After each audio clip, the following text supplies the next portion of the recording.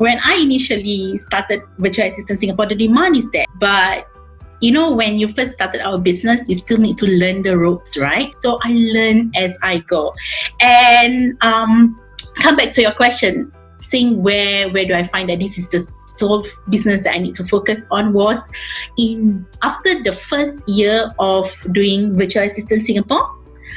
After going through months of just earning like $200, a few $100s a month. So after the first year, so basically when exactly business starts to pick up was 2017. So 2013 is nearing the end, right? So I spent a whole lot of 2014 trying and error, still earning just a few hundreds. 2015 still learning because we are still trying to tweak the pricing of our services.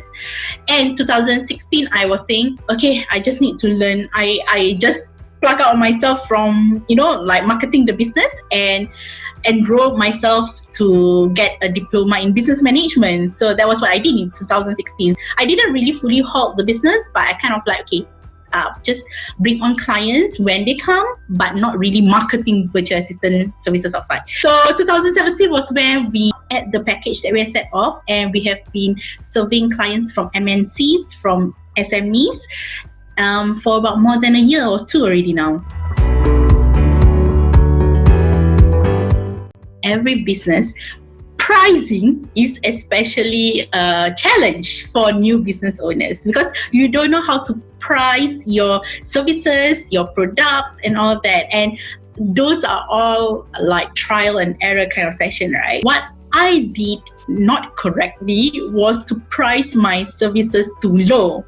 So the VA services was going like $200 for like 20 hours. Then I was like, hey, something is not right here.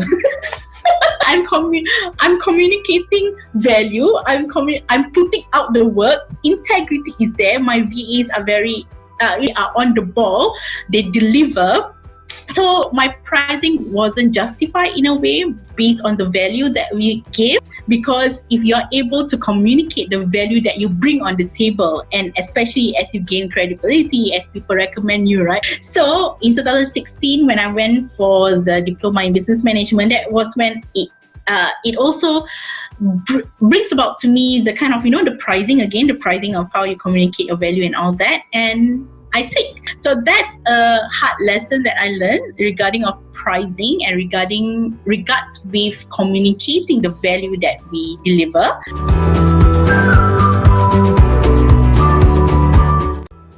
The grit and courage must be there. Because I wouldn't promise you that this journey will be easy. I wouldn't promise you that. I wouldn't promise you beds of roses where you can wake up at 8 a.m. and sleep and work at 6 p.m. and then, get to sleep at 9 p.m. I won't promise you that. The first few years of you trying it out, of trying to, tweak your idea and reevaluating yourself and all, you still need to put in the legwork. And sometimes I burned the midnight oil also. Like a few years when I started out Virtual Assistant Singapore, I kind of like work up till 1, 2 a.m. because you will still need to do some bit of sacrifice. However, the sacrifice is not prolonged. Every entrepreneur, you have to have patience. Patience is the big word, because with so many online articles or coverage that says that, this particular entrepreneur succeed overnight. Nothing happens overnight, and we tend to pressure ourselves to actually deliver things overnight, which rarely gets done. So be patient and be real. That is one thing that I can say. Be real that things happen for a reason, and whatever reason it is for your own good. And the things happen, you will need the time for it to happen. It doesn't happen overnight. Nothing ever happens overnight.